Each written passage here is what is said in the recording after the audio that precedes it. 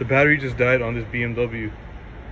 So, you said you ordered one from Uber Eats? Uber Eats, yeah. Uber Eats, they're delivering a battery? Alright, so it's gonna be a pain in the ass. You gotta remove the spare tire in the back. Oh. And the battery's here somewhere. Oh, that's easy. Dope, yo.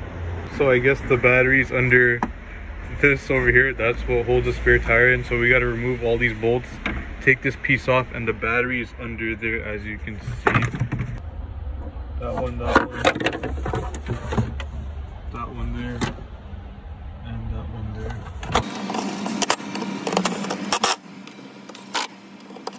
Bro, this is the weirdest spot I've seen to put a battery, like no cap. Is it a 10? Yeah, it's a 10. It's a 10?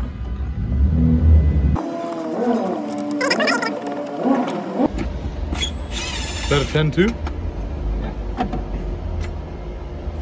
What kind of bracket is that? Dude, you're asking me? Fucking Germans, dude.